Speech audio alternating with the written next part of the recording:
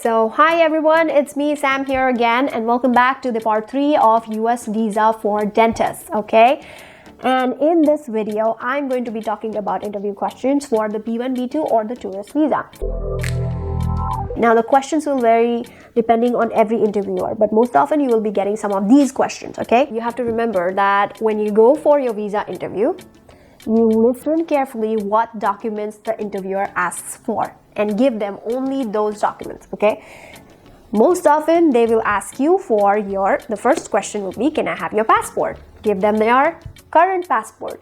If they ask you for all of your passports, only then give them the other passport. If not, then just give them the current passport, okay? Do not ask them, oh, do you want to see my other passport? Do you want to see my travel history? No, just do what they ask for because they don't want to get frustrated listening to so many questions from you. Second question is, how long do you intend to stay?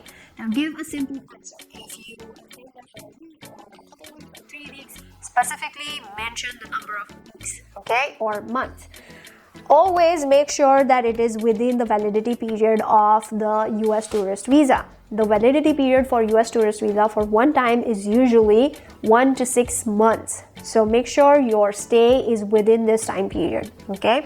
If you have a return ticket, then it's best because you can actually tell them the exact date. What is the purpose for your visit? Now, this is a very important question, especially for a dentist. Straight away, tell them the truth. If you are coming here for INBD or if you're coming here for your bench tests and interviews, say that, okay? Do not lie on the visa interview. They know when you're lying.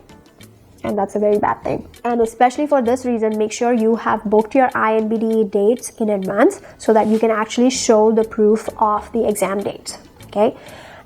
You cannot work on your tourist visa. When you come in for your INBD, you can stay for about 1 or 2 months for your exam, and you can also try some shadowing with dentists and then go back. Now, B1, B2 also allows you to come for tourism, exams, and competitions, okay? Please do not mention something like you are visiting your friends because you don't want them to make any connections like, oh, you are planning to come here and get married to someone and then stay here forever. No. If that is your situation, then think of applying for a fiancé visa or something like that. Now, another scenario is where you may have a family here. Then you may say something like, oh, I'm visiting my cousin who is located in this state of United States. He recently had a child and I am planning to visit them along with my exams and I will be staying with them.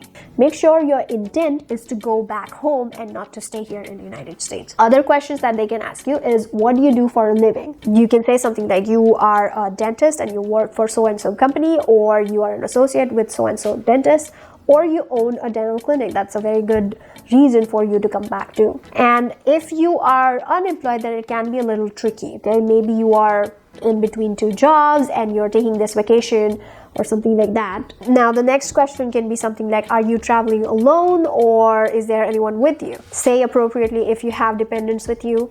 Disclose that right now. We can ask you something like, do you have family in the US? If you don't have any family, that's great. So you just say no. If you do have family in the US, then there may be follow-up questions. They will ask you questions like, is it immediate family or distant family? And are you planning to visit them for what purpose? And how long will you be staying with them, etc. The next question will be, have you been to the US before? And if yes, then just mention the dates or the appropriate time when you visited.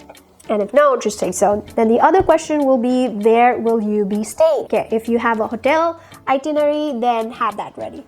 If you are living with your family members, then have their information ready as well. Now, in many places, the interview booths are open with the executive behind a glass wall and mics on both the sides for you to interact.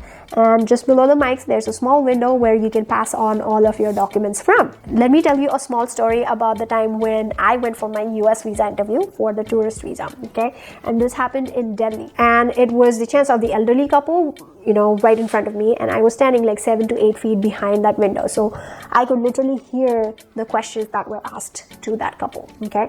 And, you know, it seemed like they were visiting their son in the US and they were asked about the immigration details for their son. And unfortunately, they did not understand what that meant, or they did not have the papers for those. And by that time, they were super flustered, resulted in them not getting the tourist visa. And imagine me looking at all of this and thinking to myself, oh my goodness, what is going to happen to me? This visa officer is super pissed right now. God help me.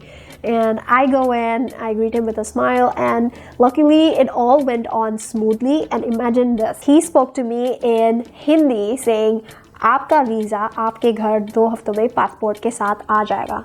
And I was surprised. I was literally like, okay, he can speak Hindi. So, they know other languages too. It's not like they don't want to give you a visa.